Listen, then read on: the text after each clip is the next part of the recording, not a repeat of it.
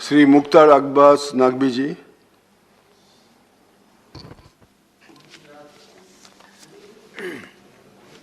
धन्यवाद उपसभापति महोदय। महामहिम राष्ट्रपति जी के अभिभाषण के धन्यवाद प्रस्ताव पर आपने बोलने का मुझे मौका दिया। उपसभापति महोदय, देश ने इन 7 दशकों के अपने सफल सफ़र में बहुत से ऐसे लम्हे भी देखे हैं, बहुत से ऐसे मौके भी देखे हैं जो कि इस देश के गौरवशाली इतिहास का साक्षी रहा है। मैं इन 7 दशकों के इस इतिहास भूगोल में नहीं जाता।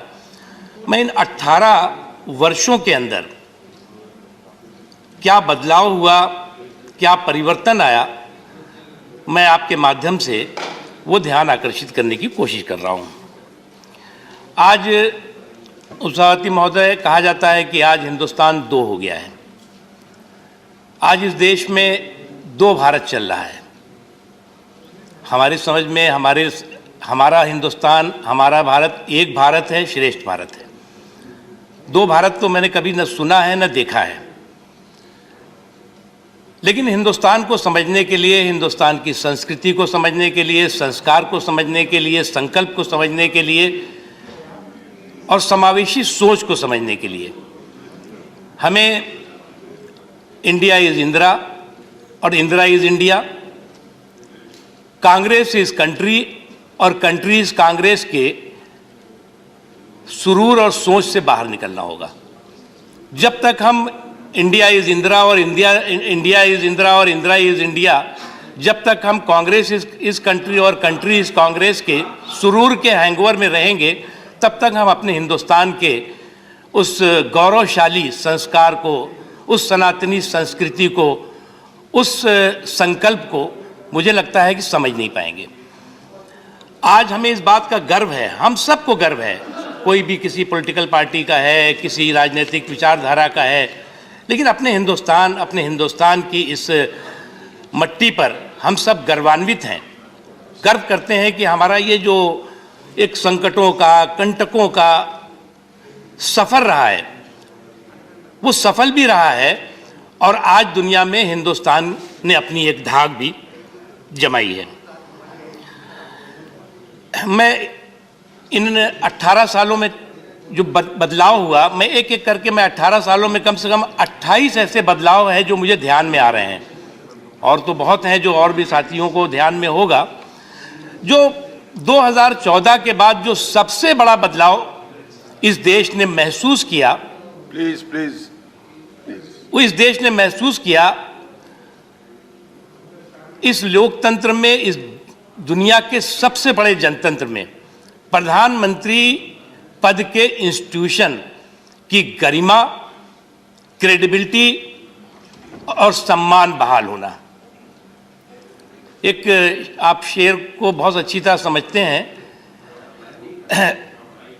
लिहाज आंख का रिश्तों का डर नहीं होता। उपसभापति महोदय सुनेंगे, लिहाज आंख का रिश्तों का डर नहीं होता जब एक शख्स के हाथों में घर नहीं होता। तो आज से 8 साल पहले क्या स्थिति थी? प्रधानमंत्री कार्यालय कहीं और से चलता था, प्रधानमंत्री जी को निर्देश कहीं और से मिलता था, और वही नहीं, कैबिनेट जो डिसीजन करती थी नॉनसेंस और न्यूसेंस कह के उसे फाड़ दिया जाता था। आज जो बदलाव हुआ, इस देश में कोई मजबूर प्रधानमंत्री नहीं है, बल्कि मजबूत प्रधानमंत्री है, और ऐसे प्रधानमंत्री हैं जिनके हाथों में देश की सुरक्षा, देश का सम्मान, देश की समृद्धि पूरी तरह से महफूज भी है और मजबूत भी है। ये बदलाव मैंने आपको पहला बताया। मैं दूसरा बदलाव बताना चाहता हूं सर। मैं दूसरा दो बदलाव आया है सर, कि हम जो है वो 8 साल पहले के जो किस्से कहानियां सुनते थे इस हाउस में, हम सब ने उस माहौल को भी देखा है, उन हालात को भी महसूस किया है कि हर दिन किस तरह की चर्चाएं होती थी, करप्शन से लेकर के ये जी, वो जी, फला जी, डिमाका जी, ये सब कुछ सुनाई पड़ता था। आज हम जब सकारात्मक दृष्टि से बात कर रहे हैं तो हम कह रहे हैं कि जी हिंदुस्तान में दो हिंदुस्तान हो गया है। एक हिंदुस्तान जो है वो सनातनी सोच का है और एक हिंदुस्तान सामंती सोच का है। तो ये सोच और नज़र और नज़रिए में फ़र्क है। सर, तीसरा जो बहुत महत्वपूर्ण परिवर्तन हमने इस महसूस किया, आदरणीय नेता विरोधी दल भी आ गए हैं, उनका भाषण मैंने पूरा सुना था। कट कमीशन करप्शन की विरासत और तुष्टीकरण की सियासत को पर रोक लगी है। कट कमीशन करप्शन की विरासत और तुष्टीकरण की सियासत पर रोक लगी है और राजनीतिक तुष्टीकरण के छल को राष्ट्रीय सशक्तिकरण के बल से ध्वस्त किया गया है। यह हुआ पांचवा परिवर्तन। सर, ये छठा परिवर्तन जो है, जो महत्वपूर्ण है, हम सब दिल्ली में बहुत वर्षों से रह रहे हैं, सुनते रहते थे कि साहब ये दिल्ली में ये नेशनल हाई लाइजनिंग ऑफिस है, ये इंटरनेशनल लाइजनिंग ऑफिस है। जहाँ से किसी भी सरकार का कोई काम आपको कराना हो तो उस इंटरनेशनल लाइजनिंग ऑफिस के से आप करा सकते हैं। आज जो है वो दिल्ली के सत्ता के गलियारे से सत्ता के दलालों की नाकेबंदी और लूट लाबी में तालेबंदी की गई है। ये फर्क है मोदी जी के आने के बाद का। सर, जो सातवां फर्क है वो बहुत महत्वपूर्ण फर्क है। आज इस देश की राजनीति और इस देश के सियासी संस्कृति में बहुत बड़ा परिवर्तन आया है। आज परिवार के सियासी परिक्रमा नहीं बल्कि परिश्रम और पराक्रम की संस्कृति ने जन्म लिया है। आज परिवारों की पॉलिटिकल परिक्रमा के आधार पर देश की सरकारें और देश की सियासत तय नहीं हो रही है, बल्कि परिश्रम और परफॉर्मेंस, परिश्रम और परिणाम के आधार पर इस देश की संस्कृति, सियासी संस्कृति और संस्कार को नरेंद्र मोदी जी ने बदल दिया है। ये फर्क आया है, नवा फर्क। सर, 10वां फर्क क्या है? जो लाल बत्ती कल्चर हुआ करता था, उसका रौब, उसकी धमक, उसका खौफ, वो आम आदमी को चढ़ाने लगा था। आम आदमी को लगता था कि ये तो लाल बत्ती टी टी करता हुआ आया, ये तो हमारे ऊपर सारा रौब जमा रहा है, हमसे कोई सुपरमैन है ये। उस लाल बत्ती कल्चर को नरेंद्र मोदी जी ने खत्म किया और इस रौब की जो राजनीति थी, जो ध्वंस की राजनीति थी, उस पर विराम लगाया। ये फर्क है, ये 10वां फर्क है। उसके अलावा सर, कभी कहा जाता था कि इस देश के संसाधनों पर किसी एक संप्रदाय विशेष का अधिकार है। मैं इसलिए कहता हूं, वो जानते थे कि अधिकार देने वाले नहीं हैं, लेकिन कहते जरूर थे। इसीलिए कहा हमने कि जो राजनीतिक तुष्टीकरण का छल था उसको हमने समावेशी और सर्वस्पर्शी सशक्तिकरण के बल से ध्वस्त किया है कि एक देश के संसाधनों पर एक संप्रदाय का अधिकार है। मोदी जी ने क्या परिवर्तन किया? सबका साथ, सबका विकास, सबका विश्वास और सबका प्रयास। यानी देश के संसाधनों पर सबसे पहला अधिकार आखिरी पायदान पे खड़े हुए व्यक्ति का है। उसकी आंखों में खुशी, उसकी जिंदगी में खुशहाली आनी चाहिए। ये परिवर्तन 11वां है सर, एक और परिवर्तन है जो कोटा, परमिट, कंट्रोल, पता नहीं क्या क्या राज चलते थे। इस पूरे के पूरे देश की जो गरीबों तक जो पैसा पहुंचना चाहिए, गरीबों के विकास के लिए जो पैसा पहुंचना चाहिए, गांव, गरीब, किसान, झुग्गी झोपड़ी के इंसान की तरक्की के लिए जो पैसा पहुंचना चाहिए, कभी आदरणीय स्वर्गीय राजीव गांधी जी ने कहा था कि दिल्ली से पैसा चलते चलते घिस करके और कितना हो जाता है। आज वो घिसने की रफ्तार ख़त्म हो गई है। डीबीटी के ज़रिए डायरेक्ट बेनिफिट हो रहा है, चाहे वो किसानों को हो, मजदूरों को हो, महिलाओं को हो, बुजुर्गों को हो या समाज के किसी भी वर्ग को। ये एक फ़र्क आया है कि रुपए घिसने की जो गड़बड़ झाला था उसमें रोक लगी है। सर, एक बहुत बड़ा परिवर्तन आपने देखा होगा कि हमारे देश में 12वां मैं बता रहा हूँ कि जिसमें कि हमारे देश में कानून हम लोग बनाते रहते थे, बहुत झगड़े भी करते थे कि साहब इस बिल पे डिस्कशन नहीं होना चाहिए, इस बिल पे 2 घंटा होगा, 10 घंटा होगा, 5 घंटा होगा, बिल बन गया। अब बिल का ढेर लग जाता था, कानून बन जाते थे। एक ही चीज पर 10 क्रिमिनल कानून बन गए और उसके बाद उनमें से जो है वो हमने जब पार्लियामेंट्री अफेयर मिनिस्ट्री का काम मैं देख रहा था सर, तो मैंने निकलवाया कि ये बिल इतनी पार्लियामेंट ने पास किया, इतना समय लिया, हमारे ऑनरेबल मेंबर्स ने उसमें अपने अपने सुझाव दिए हैं, स्टैंडिंग कमेटी ने या सिलेक्ट कमेटी ने उस पर अपनी बात कही होगी, लेकिन हुआ क्या उसका? तो पता लगा कि साहब बिल तो जो है वो 12 साल पहले 13 साल पहले बन गया था, रूल ही फ्रेम नहीं हुआ है, पड़ा हुआ है अभी। यानी कि पार्लियामेंट में डिस्कस हो गया, पार्लियामेंट के दोनों हाउसेस ने उसे पास कर दिया, लेकिन वो प्रभावी नहीं हो पाया। ऐसे 1500 से ज़्यादा बिल जो बिल की प्रभावी नहीं थे लेकिन बिल की शक्ल में किताबों का हिस्सा बने हुए थे, उनको रिपील किया। मोदी जी ने आकर के कानून जहां जरूरत थी बनाया भी, और जो जिस कानून की जरूरत नहीं थी उसका खत्म भी किया। ये बदलाव आया, 14वां बदलाव। सर एक और बदलाव, जो बहुत बड़ा बदलाव मैं मानता हूं कि जो कि हर देशवासी को गर्वान्वित करने वाला है, ये जो दंगों का हफ्ता और आतंकवादी धमाकों का महीना होता था, उस पर रोक लगी है। उपसभापति महोदय, मैं इसलिए कह रहा हूं दंगों का हफ्ता और आतंकवादी धमाकों का महीना कि देश का कोई हिस्सा, भागलपुर से भिवंडी तक देख लीजिए, गुवाहाटी से लेकर के और आप वाराणसी चले जाइए, देश के किसी न किसी हिस्से में जो है वो दंगा फसाद, बेगुनाह लोगों का कत्लेआम होता रहता था और देश जो है इन दंगों की आग से बेचैन रहता था।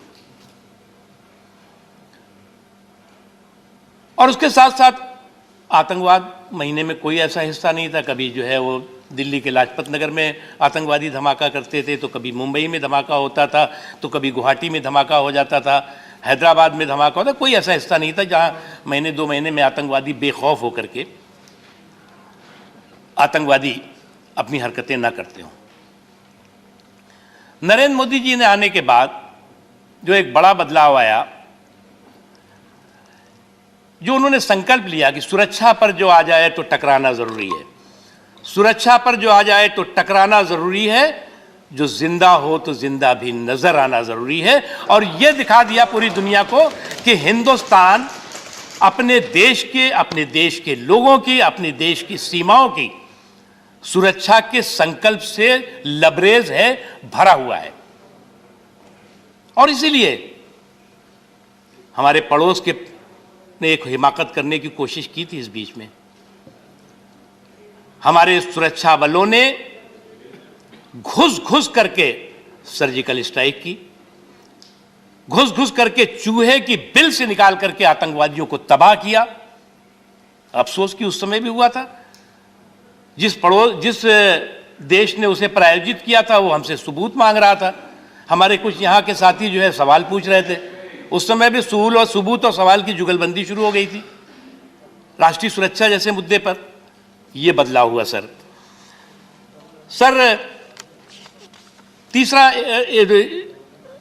18वां बदलाव सर, हमारे देश में जो है वो हमारे देश के तमाम महापुरुष, महानायक,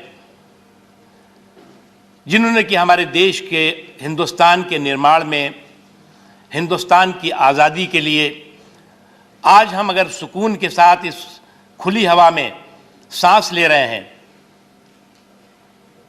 तो उन तमाम महापुरुषों का ये देश ऋणी है जिन्होंने की कुर्बानियां दी, परिवार के परिवार उनके जो है वो तो उन्होंने कुर्बान कर दिए अपने।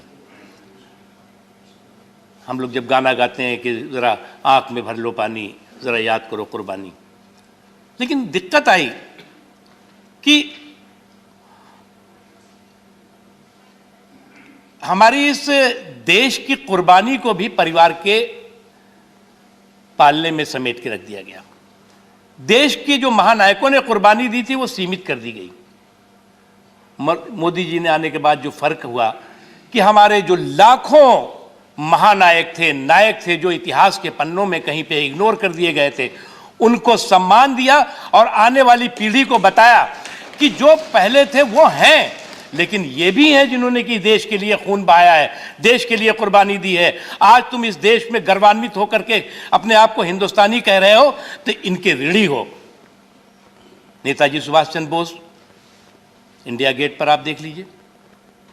सरदार वल्लभ भाई पटेल, दुनिया की सबसे बड़ी आदमकद प्रतिमा गुजरात में है। महू, जो बाबा साहब भीमराव अंबेडकर का राष्ट्रीय स्मारक, एक लंबी श्रृंखला है।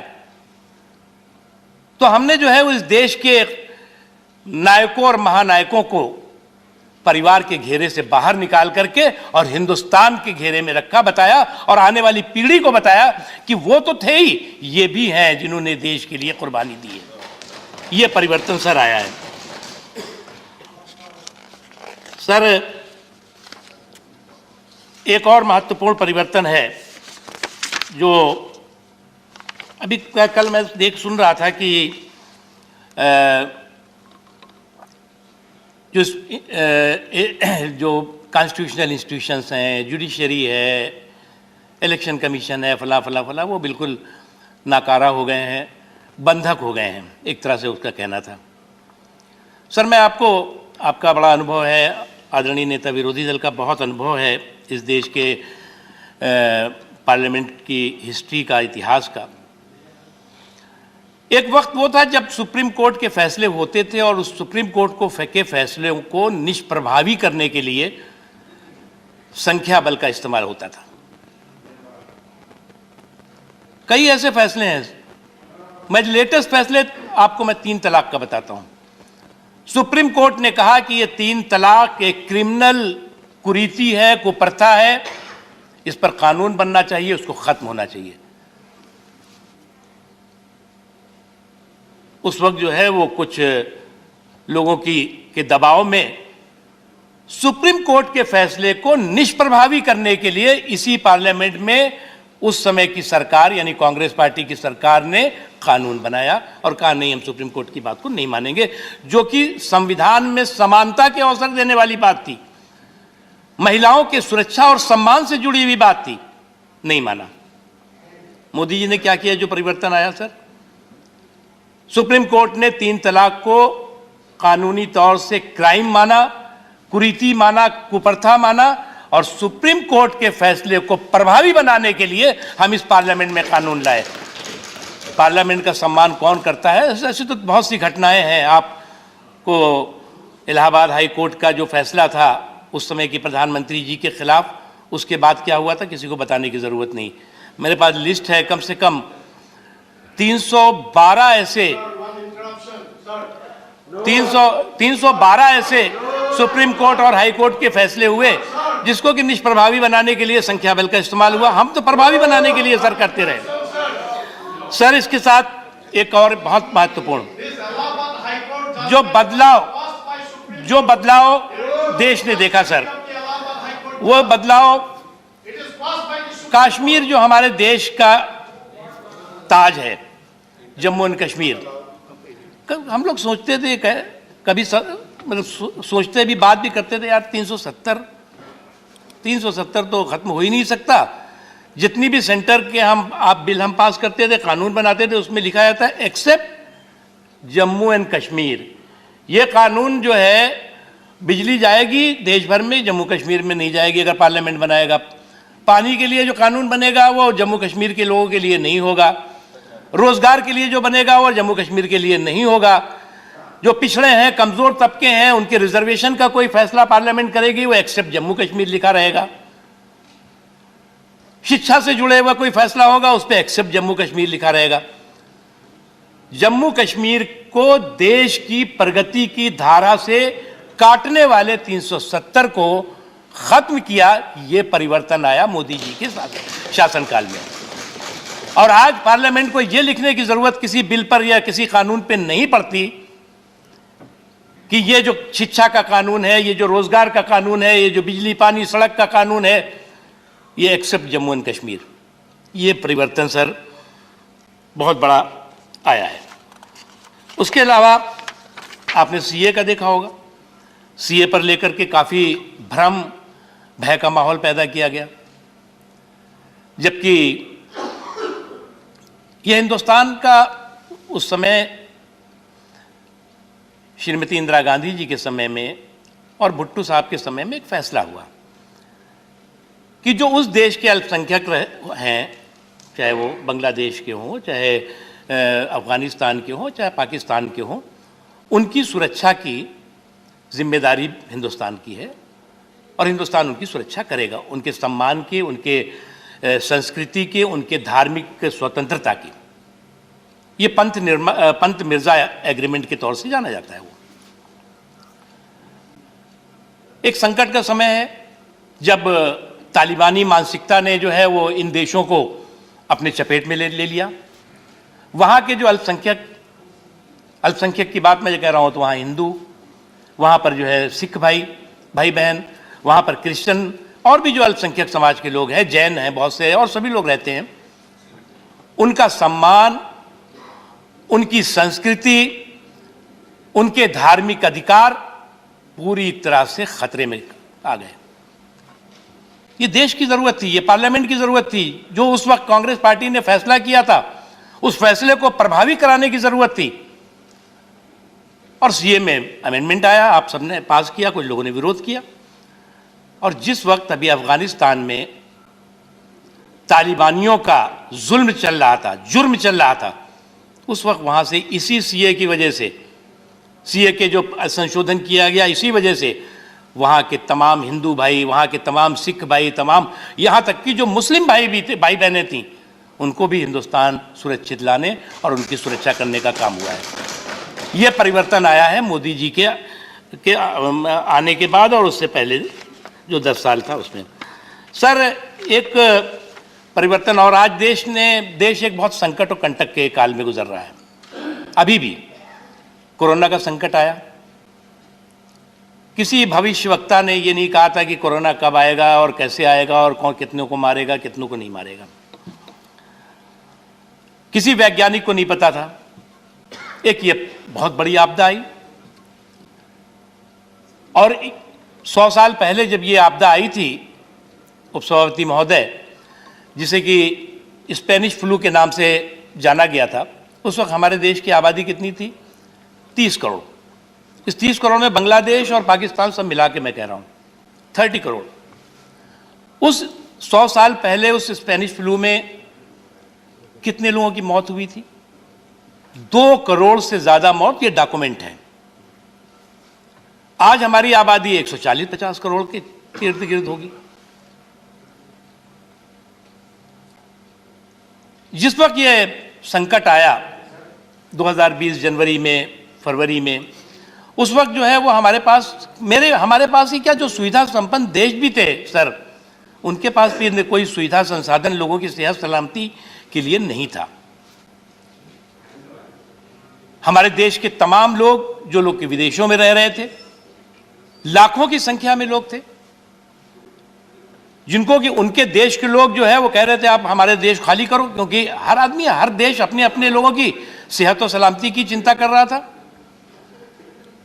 मोदी जी ने आने के बाद फौरन पहला काम किया, जो लोग यूनाइटेड अरब अमीरात में थे, जो लोग जो है वो ब्रिटेन में थे, अमेरिका में थे, ईरान में थे, इराक में थे, सऊदी अरब में थे, या देश के अन्य अलग दुनिया के हिस्सों में थे, विशेष व्यवस्था करके उनको यहां सुरक्षित हिंदुस्तान लाना, उसके बाद उनको जो है वो उनके यहां रुकने की व्यवस्था करना, कुछ उसमें हमारे फौज के लोगों के संस्थानों का को जो है प्रयोग किया गया, कुछ और संस्थान बनाए गए, क्योंकि ये सब एकदम बहुत जल्दबाजी में हो रहा था। लाखों लोगों को भारत से सुरक्षित लाना उनकी सेहत सलामती, और करोड़ों लोगों के हिंदुस्तानियों की सुरक्षा और सेहत सलामती। और जो 2 करोड़ सर हम लोगों की अनफॉर्चुनेट डेथ हुई थी, वो 2 करोड़ लोगों में जो डॉक्यूमेंट है सर, उसमें लगभग 80% लोग भूखमरी से मर गए थे, दवा न मिलने की वजह से मर गए थे। मोदी जी ने आने के बाद क्या किया? मोदी जी ने सबसे पहले जो गरीब था, जो कमजोर तबका था, इस संकट काल में 80 करोड़ से ज्यादा लोगों के खाने पीने की, अनाज की और भोजन की व्यवस्था करी, जो आज तक चल रही है। अभी समाप्त कीजिए आपका समय। ये एक बहुत बड़ा सर परिवर्तन है और बहुत बड़ा बदलाव है, जो कि आज जो है वो मैं 18 साल की बात कर रहा हूँ, यानी आज से 8 साल 10 पहले क्या था और आज क्या है सर। उसके अलावा जो एक और महत्वपूर्ण बदलाव है, जब आज देश की, मैं बहुत जल्दी खत्म कर रहा हूँ, आज देश की सर, आपके बहुत सारे स्पीकर हैं। हाँ सर, और आपका जो टाइम था वो खत्म हो गया। तो सर ऐसा है, मैं एक बार, जब ये सरकार बनी 2014 में, जनता ने जनादेश दिया, तो उस वक्त पूरे देश में शोर मचा। किसी ने असहिष्णुता का शोर मचाया, किसी ने कहा कि इस देश से तो अब तमाम देशों की कुट्टी हो जाएगी, खासतौर से इस्लामिक देश तो अब इधर झांकेंगे भी नहीं। ये सारे की सारे चुनौतियां, और यही नहीं, इस देश के संस्कार, इस देश की संस्कृति, इस देश के संविधान और इस देश के राष्ट्रवाद की जो सियासी लिंचिंग हुई है, उसकी पराकाष्ठा हुई। और एक के बाद एक इस तरह की घटनाओं से पूरे दुनिया में भारत को बदनाम करने की साजिश और षड्यंत्र होती। जो मोदी बैशिंग की सनक थी, वो भारत बैशिंग का साजिश का रूप लेने लगी। लेकिन उसके बावजूद भी इस देश की ताकत, हिंदुस्तान की शक्ति और हिंदुस्तान का और हिंदुस्तानियों के सम्मान पर नरेंद्र मोदी जी की मजबूत राष्ट्रवादी इच्छा शक्ति ने उस पर असर नहीं पड़ने दिया, आंच नहीं आने दिया। सर, ये 28वां बदलाव है इन 8 सालों के अंदर का, जो पिछले 10 सालों का और 8 साल के बीच में है। तो सर, हम अपनी एक ही बात कह के ख़त्म करेंगे कि इस संकट के समय में, इस कंटक के समय में, जब कोरोना का भी कहर था, तूफानों का भी झोंका देखा, टिड्डियों का भी हमला देखा, फिसड्डियों का भी हमला देखा, उसके बावजूद भी नरेंद्र मोदी जी ने जो इस देश के लोगों के लिए कमिटमेंट किया था, इस देश के लोगों के सम्मान, इस देश के लोगों की सुरक्षा, इस देश के लोगों की समृद्धि का जो संकल्प लिया था, उसे कमजोर नहीं पड़ने दिया। जब हौसला बना लिया ऊंची उड़ान का, जब हौसला बना लिया ऊंची उड़ान का, तब देखना फिजूल है कद आसमान का। इस संकल्प के साथ इस सरकार ने काम किया, और आपको इन 8 सालों में 28 बदलाव जो मुझे याद आ रहे हैं, वो मैंने आपको बता दिए। उसके अलावा तो बहुत लंबी लिस्ट है। बहुत बहुत धन्यवाद आपको समय देने के लिए। Thank you.